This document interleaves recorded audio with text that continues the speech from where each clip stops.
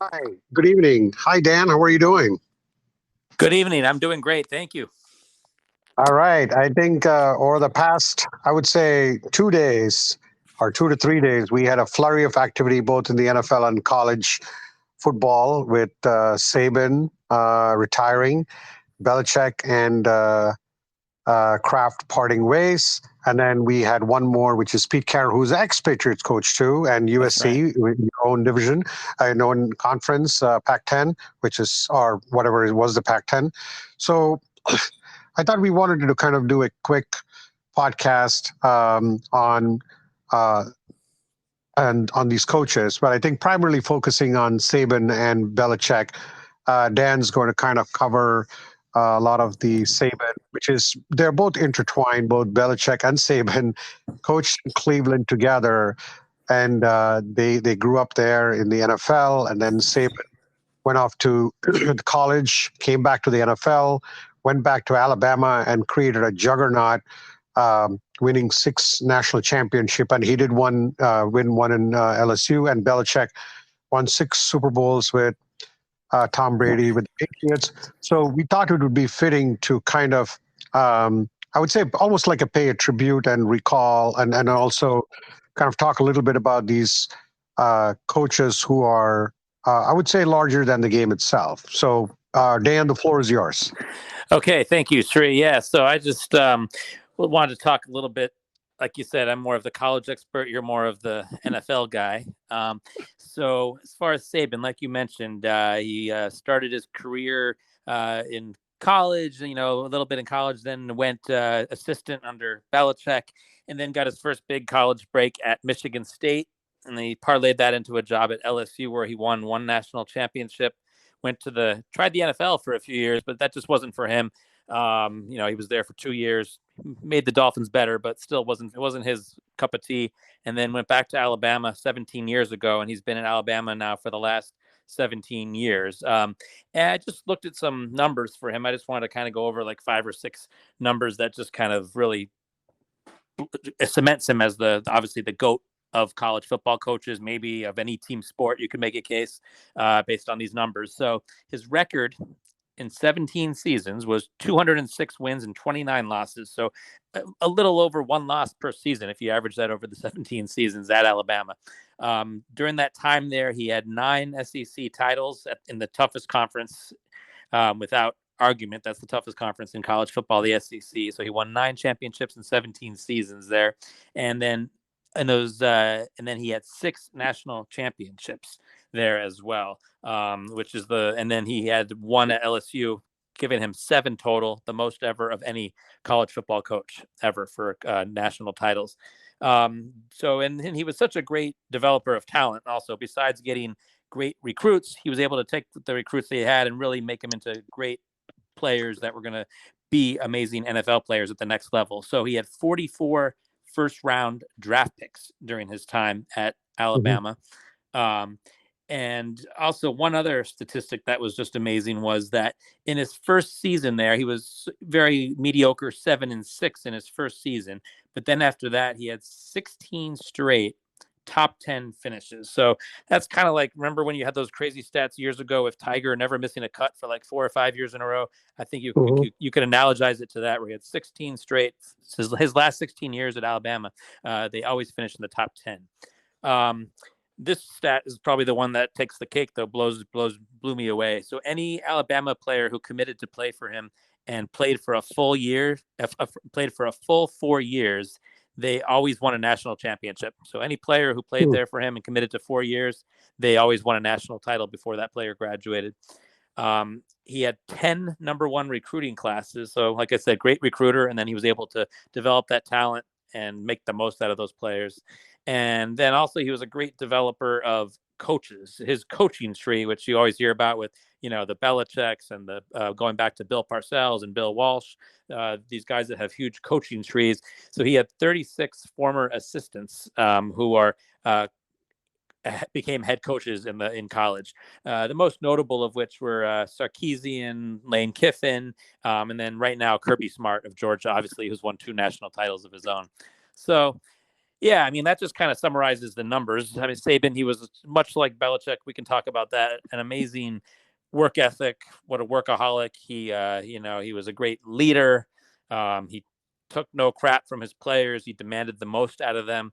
And like I said, he just his work ethic was like unlike anyone. His intellect was amazing. He was a good personality, great representative of the Alabama, and just he'll go down as the GOAT of all college coaches and maybe all coaches ever. So that kind of Yeah. summarizes Saban for you there. All right. No, I think excellent analysis about Saban.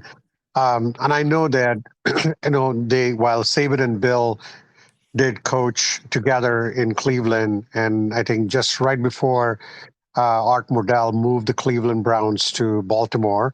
Um, I think they've also faced each other in the NFL, obviously, because the Patriots and Dolphins are in the same division. So Belichick and Saban, apart from coaching together, also played against each other That's right. I forgot about that. in NFL. And I think it was something interesting to note, too. Going back to Belichick, it was a bittersweet moment for me. At least ever since I started following the Patriots, even before I think it was Bill Parcells and those guys. Belichick was on Bill Parcells' staff, and interestingly, uh, when 24 years ago Bill was hired, he could have actually been hired even before that. But Kraft apparently decided to hire Pete Carroll, who also just was let go by Seattle. Interestingly, so for 3 years, Pete Carroll was the Patriots coach, but I think he still wanted to kind of get away from all the Parcells guys. But eventually, he made a deal with Parcells to bring Belichick to New England after letting go of Carroll, and and ever since he has been, I would say, the icon. I would say the icon that built, obviously, is the Belichick and Brady. There are a lot of talking heads on the radio who keep kind of dividing them. Both have gone on record saying that each of them have, I would say, propped them up. I mean, Belichick had made Brady the better player. Brady had made Belichick the better coach. So going back to the statistics, Belichick, 6 Super Bowl wins, unprecedented in the free agency era, 9 Super Bowl appearances. Um, Obviously, the 2 losses to the Giants and 1 loss to the Eagles. And then he also won 2 Super Bowls under Parcells. Um, and fittingly, his board is called the 8 Rings. So maybe he's chasing the ring. Maybe he's chasing one more ring, after leaving the Patriots. But just coming down to what he brought to the Patriot way, as it was famously called, the work ethic, the job mantra that kind of resonated across the Patriots dressing rooms and on the field. I think he was the best. I was actually listening to Mike Lombardi and many of the folks out on the radio. One of the things that he always brought to the Patriots was the next game. Always focus on just the next game at hand. And he brought work ethic, kind of brought something which is called situational football. Um, and I think, and taking the Patriots to multiple AFC championship, and all the players that he has developed.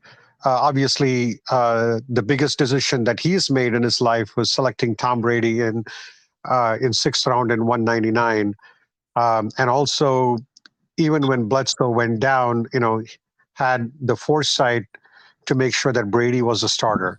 So Belichick will go down. He's been coaching for 50 years. Started, obviously learned a lot of football from his dad. He will continue to coach.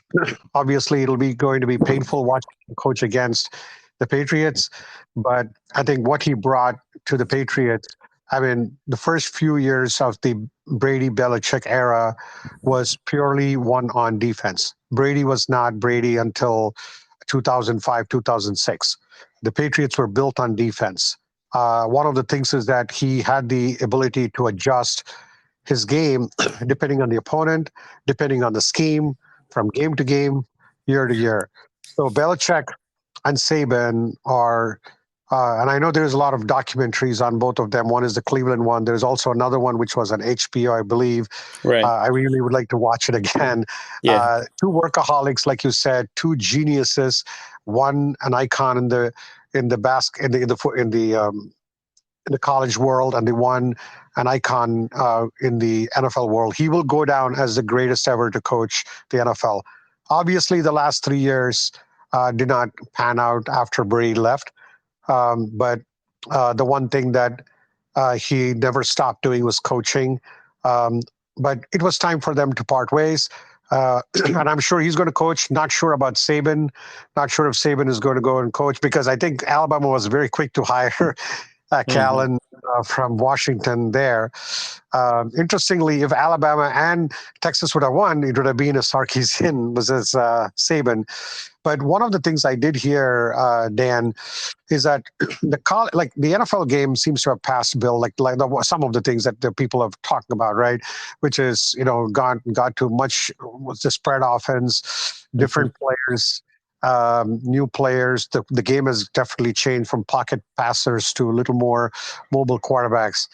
But I think one of the changes that uh, has gone in college football or NCAA in general is the NIL, and I think Right. there is something about that I heard where Saban was indeed not a big fan of NIL and the way he had to coach. And previously, when he brought players to his college, he would always typically make sure that they are either there for 3 years or 4 years, right?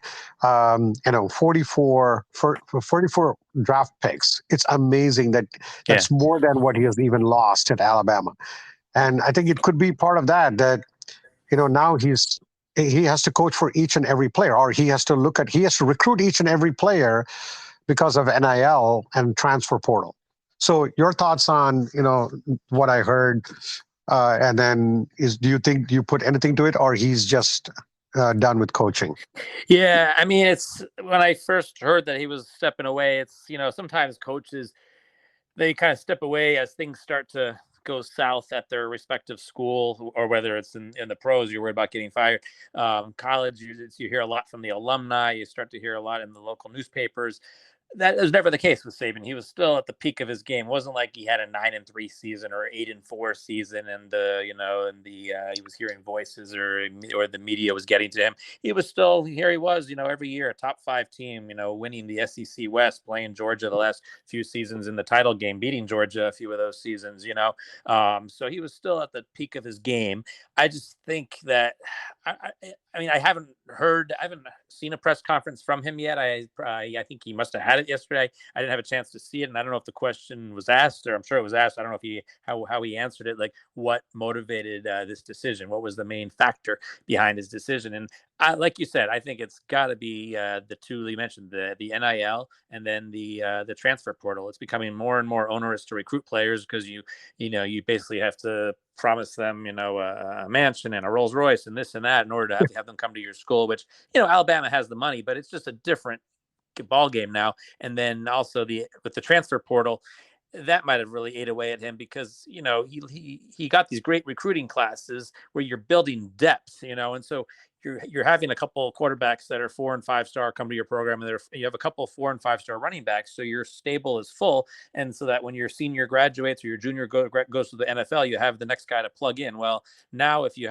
harder to recruit those multiple 4 and 5 star players because if they're not playing right away, they're going to be leaving to go to another school, whether it's Mississippi State or maybe a little lesser school, but where they can play right away because these guys see that now there's the ability to leave and you don't have to sit out a year anymore. You can play right away, and you'll be guaranteed playing time if you're a 4 star going to a little lesser school. So I think Mhm. it probably just got to be just more and more burdensome, the recruiting process, and and I heard some people speculating that, well, he's worried about with the 12 team football playoff next year, the college football playoff. It's gonna be tougher for him to win it every year. I don't think that scared him at all. I think he would have said, "Bring it on." I think he would have loved that challenge. With a more of a March Madness style 3 or 4 playoff games you have to win in order in order to, otherwise you lose and you go home.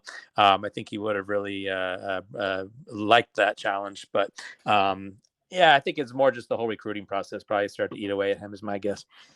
So let me ask you this. I know Belichick is going to coach. I mean, he's probably waiting for the right situation. A Yeah. lot of people, you and I were, on the text line. We were talking about, is it Atlanta? Is it Chargers? Which these are the two. I think even Washington was mentioned.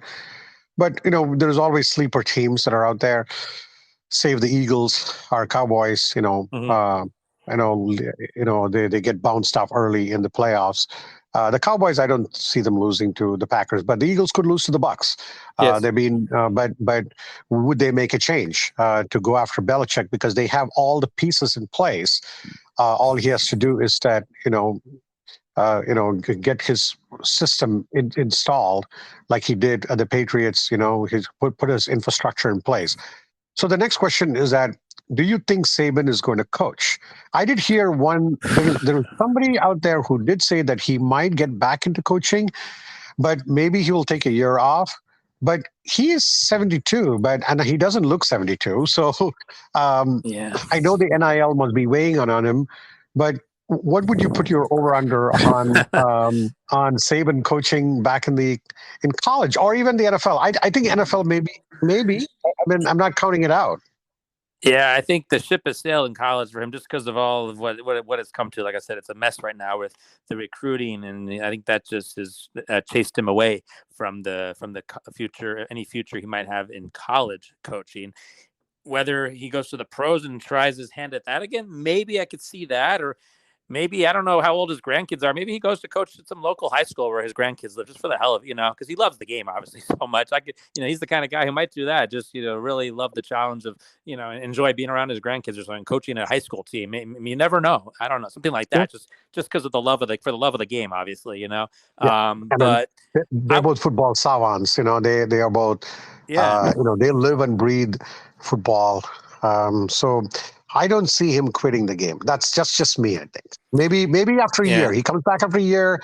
Well, he'll be 73, but I don't see him leaving the game as yet. I think he still has a lot more to offer. Well, I mean, he'll obviously be on. They've mentioned that he's been on the few times that his Alabama has lost and not made it to the playoff. He's been a guest on ESPN, College Game Day or the pregame show, and he's a great TV personality. Unlike Belichick's a little more, grumpy when it comes to press conferences and TV and all that. He's not necessarily a made-for-TV kind of guy, but Saban's got a real charming personality. Comes across well on TV, and he's obviously a savant when he knows the game, knows how to break it down. So I don't know. Yeah, I don't know. Belichick may be grumpy, but I think here's what I heard. Right, apparently he's very, very humorous in locker rooms and things like that. And there was one thing that he did. He did like the top 100 in the NFL, and I think when the NFL turned 100, and he was very good. And I think it was Rich Eisen, Tom Brady, and Belichick on, and he was really, really good. And and his memory, how he recalls plays from 20 years ago or 30 years ago, and try to tie it. I think he's definitely could be a good TV personality, but I think he's coaching next year for sure. I think, like you said, Saban may go back, do some TV, and then get back and maybe get back in coaching, or maybe he just stays at TV and he's good at he could stay there. So again, Dan and I, we are big football fans, both in the college and this one. We really thought this was a good way to pay tribute to probably two of the greatest coaches in their respective um, disciplines in NCAA football as well as NFL. And there'll be more to come, but I think this is a great wrap up for both of us, and it was fun to have Dan kind of talk about Saban and list out all the facts and figures. Yeah. And one more thing I will say: Alabama's enrollment at the university increased after Saban became their head coach. That's true. So that's something. That's one more stat to add, and we'll wrap up that way. And Dan and I will be back. I think tomorrow. I think we have a lot of Australian Open catch up to do. We'll see you all. Thank you, Dan. Good night. All right. Thank you, Sri. We'll talk to you later. Bye. Bye.